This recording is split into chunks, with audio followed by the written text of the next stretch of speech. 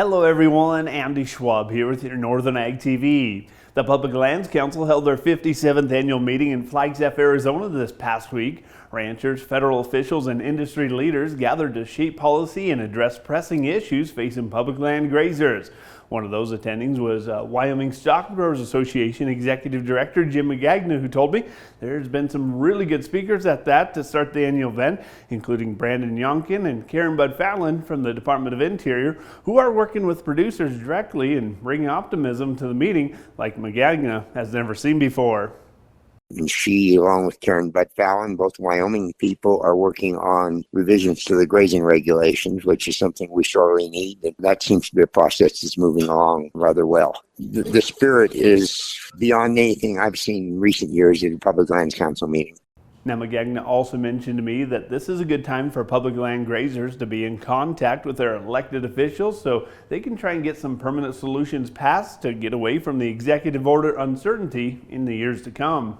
I think the thing that stands out so much here is that the current administration on the regulatory front and on the policy direction front is just moving everything really for the most part in the right direction. The challenge we face, and I think the thing that we need to be committed to as organizations and as producers, is working with our members of Congress to get as much of this as possible put into legislation so that we're not just in this till the next president comes and signs another couple hundred executive orders. And that's been the real frustration for the ranching community. Is you can't manage natural resources on 4 and 8 year cycles. You manage them over a generation or more. And what we've seen in recent times is we just bounce back and forth so much. It's a challenge for us as producers on the land, and equally so, it's a threat to strong management of our natural resources. Starting at the beginning of October, Wyoming Stockgrowers is also going to be holding another round of ranch succession planning workshops, this time in the Bighorn Basin.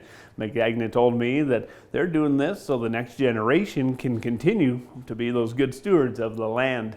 You know, everything we do these days is necessarily focused on that next generation of ranchers, whether it's the federal policies that they're going to have to operate under, or whether it's their ability to take over not only ownership, but management of our family multi-generational ranches in Wyoming, and be able to do that in a manner that they respect and they learn from the experience of the previous generations, but also in a manner that's so important that they have the freedom to make management decisions reflect the generation they're in, the needs of their communities, their families. And so we've made ranch succession as one of our highest priorities.